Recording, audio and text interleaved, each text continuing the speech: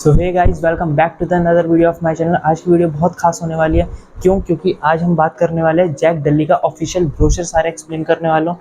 92 pages का है सारा, मैंने इन डिटेल पढ़ा है और बहुत सारी चीज़ें मार्क करी हुई है। कुछ भी बेकार की बात नहीं होने वाली, सारी की सारी यूजफुल चीज़ें होने वाली है। जो काम की बात है, एक एक इंपॉर्टेंट चीज़ भी बताने वाला हूँ जो कि बहुत छुपी छुपी लाइन है बट फिर भी आपके लिए इंपॉर्टेंट है, इसलिए मैंने छांट छाट के सारा बताया हुआ है। सो शुरू करते हैं वीडियो, बट इंट्रो के बाद।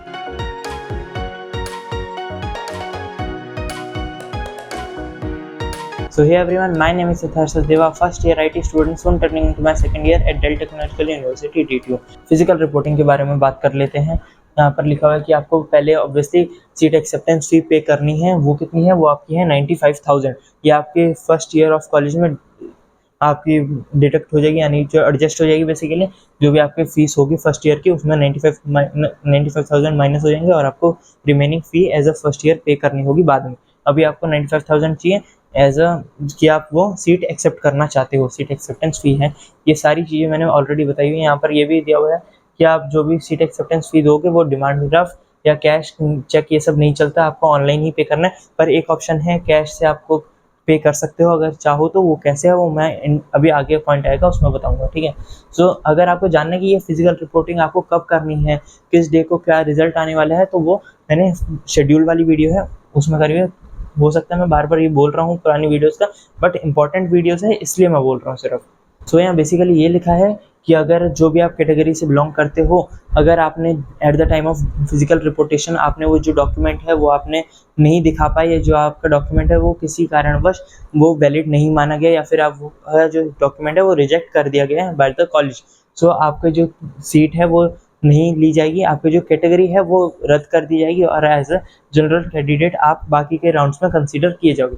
ये नहीं कि आपको काउंसलिंग से बाहर निकाल दिया जाएगा, ऐसा नहीं होता। आपके पास जो कैटेगरी है वो हटा दी जाएगी और आप एज ए जनरल कैटेगरी आप माने जाओगे, और आपकी जो CRL रैंक है यानी कॉमन रैंक लिस्ट जो आपकी AIR आती है वो आपकी मानी जाएगी इन फर्दर राउंड, और जो भी आपको आगे सीट मिलेगी उसमें आपको CRL रैंक लगेगी, ठीक है। सो यहाँ पर नीचे आ जाते हैं और यहाँ पर ये सारी चीज़ें आपको दिखानी है at the time of physical reportation. ये सारे मैंने उसी वीडियो में समझाया है क्या क्या डॉक्यूमेंट आपको चाहिए, ठीक है। और मेडिकल फिटनेस सर्टिफिकेट का याद से मैंने उसमें डिटेल में समझाया, वो कर लेना, गलती मत करना। जैक जोसा का अलग अलग फिटनेस सर्टिफिकेट होता है, एक ही सर्टिफिकेट दोनों में काम नहीं आएगा, ठीक है। सो यहाँ पर आपके दिया हुआ है, और candidate not admitted earlier but is allotted a fresh producing relevant document needs to mandatory. यहाँ लिखा हुआ है ऑब्वियसली, जैसे मान लो आपने पिछले जो राउंड आपकी जो भी सीट मिली, आप फिजिकल रिपोर्टेशन करने गए, अब वहाँ पर आपके जो डॉक्यूमेंट है वो रिजेक्ट हो गए, आपको उस राउंड से बाहर निकाल दिया गया। अब जो नेक्स्ट राउंड में आपको जब भी सीट मिलेगी आपको दोबारा डॉक्यूमेंट वेरीफाई करवाने जाना पड़ेगा, क्योंकि पिछली बार आपके रिजेक्ट हो गए। और इन केस आपका जो सारी चीज़ सही मानी जाती है, सब आपको सीट मिल गई, या फ्रीज फ्लोट स्लाइड करके बैठे हो, फ्रीज फ्लोट करके बैठे हो, तो आपको दोबारा नहीं जाना, एक ही बार आपको डॉक्यूमेंट वेरीफाई करवाना है जब तक आपका सही डॉक्यूमेंट वेरीफाई नहीं हो जाए। तो यहाँ पर फ्रीजिंग होती है, फ्लोट होता है, ये सारा मैंने आपको उस फुल प्रोसीजर वाली वीडियो में समझाया हुआ है, तो वहाँ जाके देख लो। और जैसे हम नीचे जाएंगे तो आपके यहाँ पर कुछ काम की बात ऐसी लिखी नहीं हुई। अब यहाँ पर आपका दिया हुआ है कि जनरल रूल्स आपको बताया हुआ है, प्रोसीजर कैसे होता है। इन सारी चीज़ों का अगर आपको पढ़ना है तो पढ़ लो, वैसे कुछ काम का नहीं है। और ये काउंसलिंग के राउंड्स क्या क्या होते हैं वो सारे मैंने ऑलरेडी समझाए हुए हैं, बार बार रिपीट नहीं करूँगा। और branch once freeze can't be reverted, ये बार बार बोल रहा हूँ, फ्रीज मत करना किसी भी सिचुएशन में। चाहे आपको बेस्ट से बेस्ट मिल चुकी है, आप फ्लोट पे रख लो यार, क्या फ़र्क पड़ रहा है, अपने आप फ्रीज हो जाएगी, अपने आप आपको लास्ट में वही मिलेगी जो आपको बेस्ट प्रेफरेंस होगा। फ्रीज करने का कोई सेंस नहीं है, क्योंकि इनकेस फ्रीज हो गए तो वो अनफ्रीज कभी भी नहीं होती। फेलिंग टू पे seat acceptance fee against the allotted seat will be stand cancel for the candidate will not be considered for।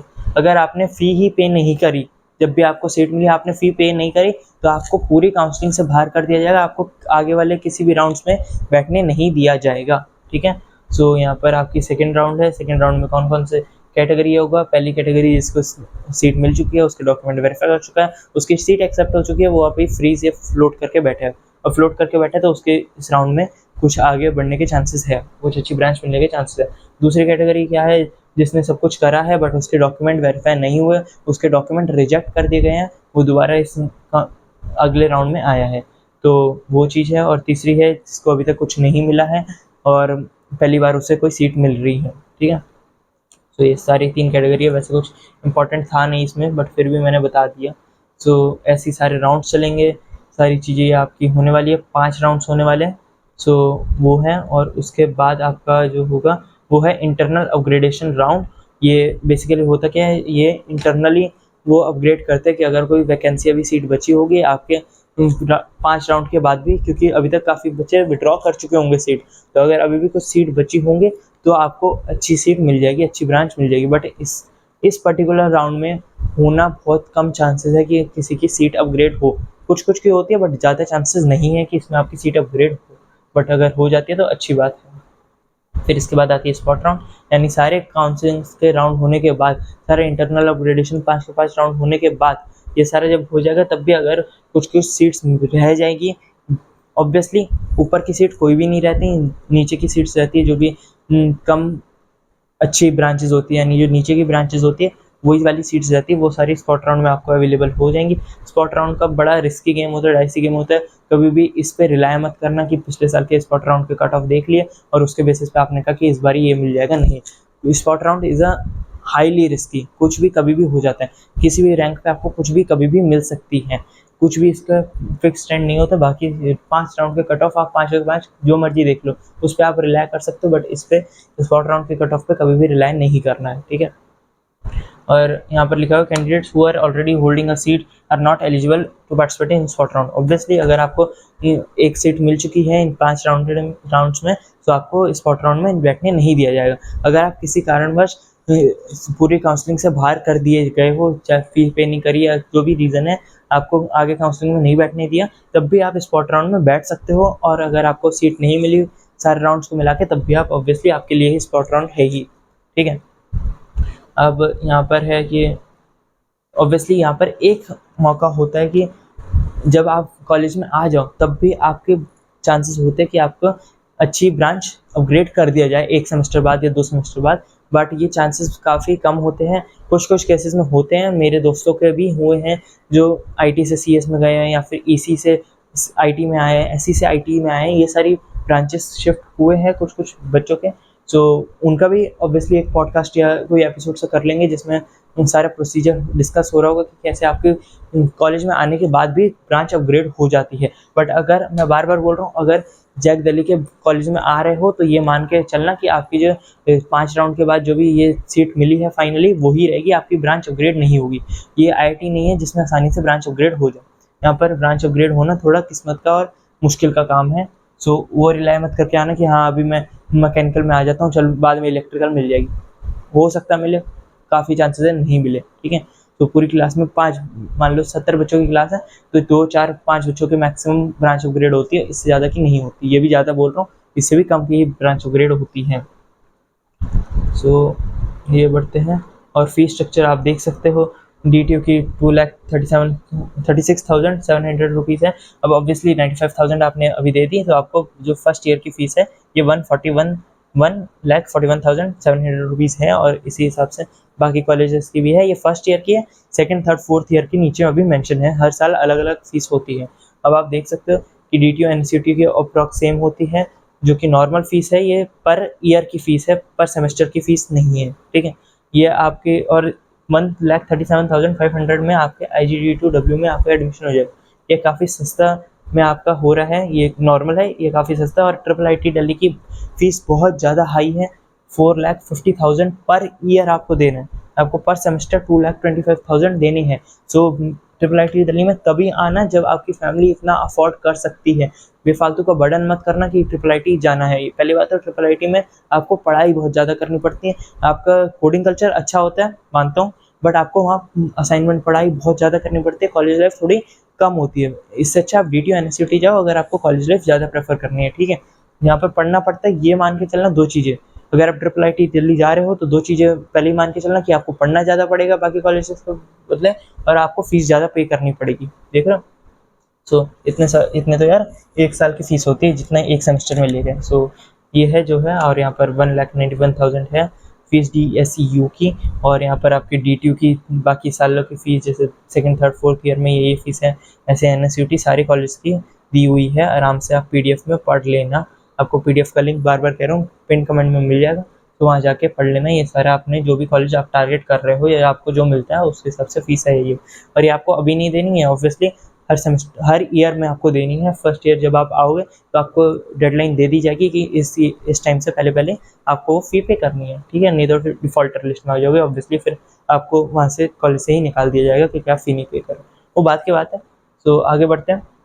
आपको हाँ, सीट एक्सेप्टेंस फ़ी जो मैंने बताया कि कैश का एक मोड है जहाँ पर आप कर सकते हो, या तो आप क्रेडिट कार्ड इंटरनेट बैंकिंग से कर लो। डेबिट कार्ड भी यहाँ पर यूज़ नहीं होता, क्रेडिट कार्ड या फिर इंटरनेट बैंकिंग, ठीक है?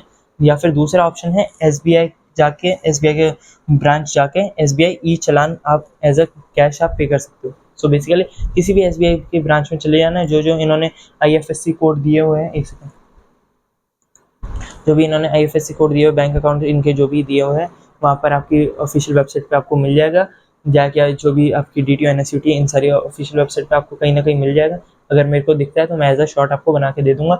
अब आप वहाँ पर किसी भी एसबीआई ब्रांच में जाके वो सारी डिटेल्स भर के एज अ एसबीआई कलेक्ट ई चालान आप इस नाम से उनको बोल देना, वो इस नाम से आपका एक ई चालान भर देंगे, यानी आपको 95,000 एसबीआई जाके पे कर सकते हो। यही एक ऑप्शन है अगर आप कैश में पे करना चाहो।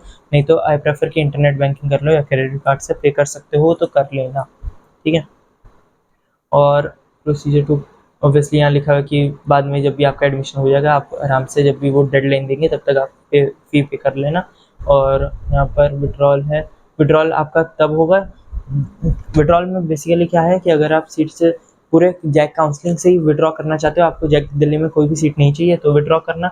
और अगर आपने जो डेट मेंशन है उस डेट तक, यानी जो लास्ट विड्रॉल डेट है वो किस में मेंशन है, वो शेड्यूल में मेंशन है, जाके वो देख लेना एक बारी। और अगर आप उस डेट तक आप विड्रॉ कर लेते हो तब आपको 94,000 मिल जाएंगे। 95,000 जो आपने फ़ी पे करी है उसमें से 1,000 माइनस होगा और फिर 94,000 आपको फ़ी वापस कर दी जाएगी। और ये होगी लास्ट जो डेट है विड्रॉल के, उसके 20 दिन के अंदर अंदर आपको मिल जाएगी सीट। तो अगर आप निकलना चाहते हो और आपने सीट एक्सेप्टेंस फ़ी पे कर दी है, सो आई प्रेफर कि यार विड्रॉ कर लो, 94,000 आपको मिल जाएंगे। क्यों पैसे बर्बाद करने कि आप विड्रॉ बाद में कर रहे हो, जो लास्ट विड्रॉल डेट है फिर उसके बाद आपको कोई पैसा भी नहीं मिलेगा। सो अगर आप विड्रॉल सही से करना चाहते हो, आपको कहीं आईआईटी में, एनआईटी में कहीं ब्रांच कोई सीट मिल चुकी है, तो आप लास्ट विड्रॉल डेट तक अपने सीट विड्रॉ कर लेना और पैसे ले लेना। पैसे बर्बाद मत करना फालतू में। हार्ड एंड मनी होती है पेरेंट्स की, ऐसे पैसे बर्बाद नहीं करने चाहिए। विड्रॉल रिक्वेस्ट आपकी ईमेल वगैरह कहीं पर नहीं होगी, ऑफिशियल वेबसाइट पे ही होगी। ये बताने वाली बात नहीं है। अब यहाँ पर सर्टिफिकेट और फॉर्मेट थोड़ी सी चीज़ें बची है, फिर चलते हैं। और यहाँ पर आपकी हर एक कैटेगरी के सर्टिफिकेट फॉर्मेट आपको दिए हुए हैं। अब आपका जो भी सर्टिफिकेट है वो इसी फॉर्मेट में होना चाहिए। आपका मेडिकल फिटनेस सर्टिफिकेट है जो कि मैंने डॉक्यूमेंट वाली वीडियो में बताया हुआ है। इसमें आपको जो चीज़ें मेंशन है वो किसी भी एमबीबीएस डॉक्टर या हायर किसी भी डॉक्टर पोस्ट से आप करवा सकते हो। नहीं तो कहीं फैमिली डॉक्टर है उससे करवा लो, या फिर ओपीडी में चले जाओ कहीं पर भी, किसी भी हॉस्पिटल में जो भी एमबीबीएस या उससे ज़्यादा डिग्री वाला डॉक्टर है वो आपका ये फिल कर सकता है फॉर्म और उसकी मान्यता होगी। तो यहाँ पर ईडब्ल्यूएस सर्टिफिकेट का फॉर्मेट दिया हुआ है। इस फॉर्मेट के तरह आपका एक्चुअल सर्टिफिकेट होना चाहिए। ये नहीं कि आपके एक्चुअल एक एक लाइन इस तरीके से प्रिंट होनी चाहिए, नहीं। इसमें जो कंडीशन बेसिकली किसी भी, मैं सबके बारे में बात कर रहा हूँ, ओबीसी एससी एसटी कुछ भी हो, आपको एग्जैक्टली इस जैसी लाइनें प्रिंट नहीं करवानी। बेसिकली आपको जो भी आपके फॉर्मेट्स, बेसिकली जो पॉइंट्स है, जो भी क्राइटेरिया है वो होने चाहिए जो यहाँ पर मेंशन है, वो अगर आपके सर्टिफिकेट में लिखे हुए सारे पॉइंट्स और क्राइटेरिया, तो आपका सर्टिफिकेट वैलिड है और आपको कोई मना नहीं करेगा, ठीक है? आई प्रेफर दिल्ली रीजन के, दिल्ली गवर्नमेंट से अगर आप सर्टिफिकेट बनवाओगे तो उसमें कोई दिक्कत नहीं होगी। बाहर वाले सर्टिफिकेट या सेंट्रल गवर्नमेंट के सर्टिफिकेट बनाते हो तो वहाँ पर एक चांसेस है कि मे भी कुछ इशू करे या ना करे, वो उनके ऊपर होता है। एक बारी फिर भी मैं, अगर मुझे पता चलता है कुछ भी डिटेल्स आप मेरे पास आती है कि बाहर वाला सर्टिफिकेट या सेंट्रल गवर्नमेंट का सर्टिफिकेट चलेगा या नहीं चलेगा, कुछ भी डिटेल होती है मैं आपको एज अ शॉर्ट बता दूंगा। इसलिए सब्सक्राइब करके चल रहा है चैनल, कुछ भी चीज़ मिस नहीं होनी चाहिए, ठीक है? और ये सिंगल गर्ल चाइल्ड का एफिडेविट है। तो यहाँ पर eligibility criteria for bonus point triple I T Delhi दिया हुआ है। सो अगर आप ट्रिपल आई टी दिल्ली जाना चाहते हो, सो आई प्रेफर कि आप एक बार चैप्टर 8 ऑफ दिस पीडीएफ जाके एक बारी इन डिटेल पढ़ लो कि आपने इनमें से कुछ भी अगर किया हुआ है, जैसे आपने चेस खेला हुआ है या फिर नेशनल ओलंपियाड, ऑब्वियसली चेस घर में नहीं यार, एज अ नेशनल आपने अपने आप को प्रेजेंट करा हुआ है, या फिर कुछ आप स्टेट को प्रेजेंट करा हुआ है, जो भी आपके क्राइटेरिया इसमें दिया हुआ है, अगर आपने उस क्राइटेरिया को फुलफिल कर रहे हो, या फिर कोई नेशनल ओलंपियाड आपने करा हुआ है, केवीपी करा हुआ है, तो अगर आपने कुछ भी दिया था और आप ट्रिपल IT दिल्ली जाना चाहते हो तो ये इस बोनस पॉइंट का फ़ायदा उठाओ, क्योंकि इससे 10-10 हज़ार रैंक ऊपर वाली चीज़ भी मिल जाती है। सो अगर आपने करा हुआ है तो जाके एक बारी चेकआउट करो और इसका फ़ायदा उठाओ। जब ऑब्वियसली कॉलेज आपको बोनस दे रहा है तो आप अवेल क्यों नहीं करोगे, बिल्कुल करना चाहिए। यहाँ पर आपका पूरा 92 पेजेस का ब्रोशर खत्म होता है। यहाँ पर इंपॉर्टेंट क्या है, अगर आपको कुछ भी इशू हो रहा है, कुछ भी दिक्कत हो रही है, तो या तो आप मुझे कमेंट में लिख सकते हो या फिर आप हेल्प डेस्क पे जाके इन ईमेल आईडी पे जाके अपना रिक्वेस्ट कर सकते हो। कुछ भी सपोर्ट आपको चाहिए वो कर सकते हो, ठीक है। सो एक चीज़ आपको बताना चाहता हूँ, बार बार बोल रहा हूँ, अगर आपने मेरी 2 वीडियो ये नहीं देखी, खासकर जैक दिल्ली के कंप्लीट शेड्यूल और जैक दिल्ली का फुल प्रोसीजर, अगर आप जोसा का भी करने वाले हो तो जोसा की भी वीडियोस देख लेना, और डॉक्यूमेंट रिकॉर्ड वाली वीडियो आई हुई है वो देख लेना। तो अगर इस वीडियो से आपको थोड़ी भी हेल्प हुई हो तो वीडियो लाइक कर देना, सब्सक्राइब कर देना, क्योंकि बहुत सारी चीज़ें आने वाली है, वीडियोस आती है, शॉर्ट्स आते हैं, आप चैनल पे जाके एक बार देख भी लो। तो वीडियो कैसी लगी कमेंट्स में लिख देना, कुछ भी आपको फीडबैक हो, और सब्सक्राइब कर दो। Till then be safe, keep preparing and achieve your goals.